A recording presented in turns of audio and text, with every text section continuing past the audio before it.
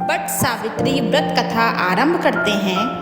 भद्र देश के एक राजा थे जिनका नाम अशुवती था। भद्र देश के राजा अशुवती के कोई संतान न थी। उन्होंने संतान की प्राप्ति के लिए मंत्रोच्चारण के साथ प्रतिदिन 1 लाख आहुतियाँ दी। 18 वर्षों तक यह क्रम जारी रहा। इसके बाद सावित्री देवी ने प्रकट होकर वर दिया कि राजन, तुझे एक तेजस्वी कन्या पैदा होगी। सावित्री देवी की कृपा से जन्म लेने के कारण से कन्या का नाम सावित्री रखा गया। कन्या बड़ी होकर बेहद रूपवान हुई। योग्य वर न मिलने की वजह से सावित्री के पिता दुखी थे। उन्होंने कन्या को स्वयं वर तलाशने भेजा। सावित्री तपोवन से भटकने लगी। वहाँ साल्व देश के राजा घुमतसेन रहते थे, क्योंकि उनका राज्य किसी ने छीन लिया था। उनके पुत्र सत्यवान को देखकर सावित्री ने पति के रूप में उनका वरण किया।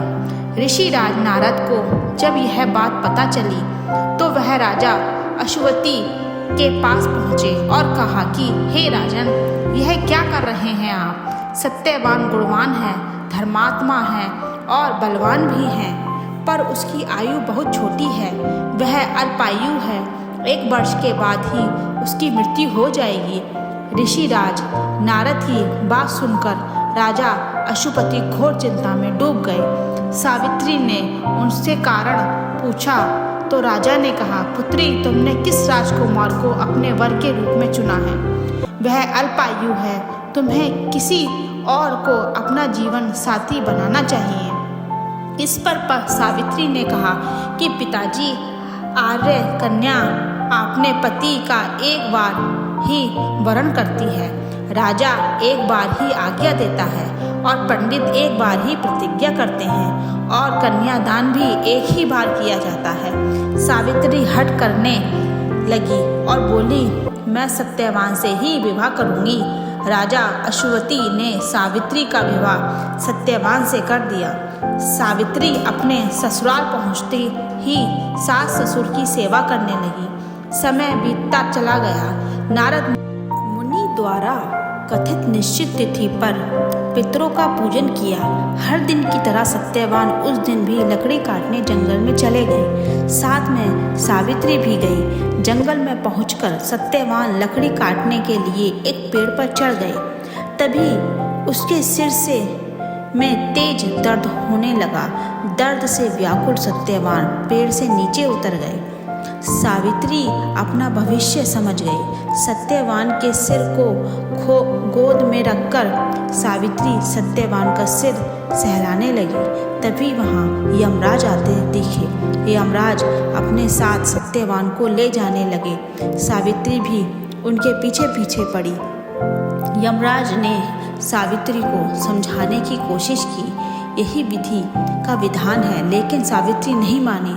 सावित्री की निष्ठा और पति परायणता को देखकर यमराज ने सावित्री से कहा कि हे देवी, तुम धन्य हो, तुम मुझसे कोई भी वरदान मांगो। सावित्री ने कहा कि मेरे पास सास ससुर वनवासी और अंधे हैं, उन्हें आप दिव्य ज्योति प्रदान करें। यमराज ने कहा, ऐसा ही होगा, जाओ अब लौट जाओ। लेकिन सावित्री अपने पति सत्यवान के पीछे पीछे चलती रही। यमराज ने कहा, देवी तुम वापस जाओ। सावित्री ने कहा, भगवान, मुझे अपने पति देव के पीछे पीछे चलने में कोई परेशानी नहीं है।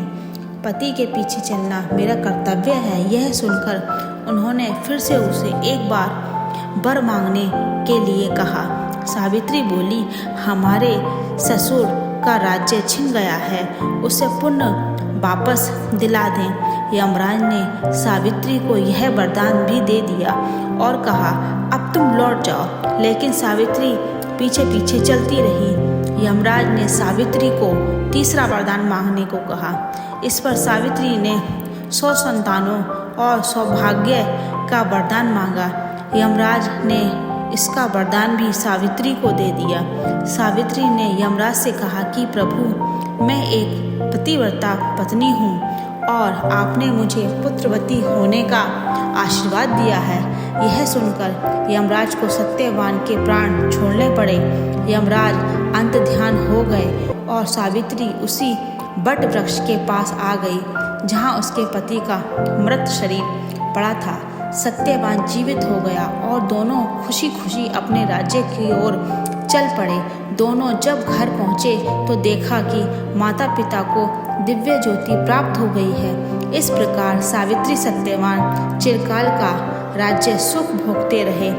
अतः पतिव्रता सावित्री के अनुरूप ही प्रथम अपने सास ससुर का उचित पूजन करने के साथ ही अन्य विधियों को प्रारंभ करें। बट सावित्री व्रत और इस कथा को सुनने से उपवास में वैवाहिक जीवन या जीवन साथी की आयु पर किसी प्रकार का कोई संकट आया भी हो तो वो टल जाता है। यहीं पर कथा समाप्त होती है।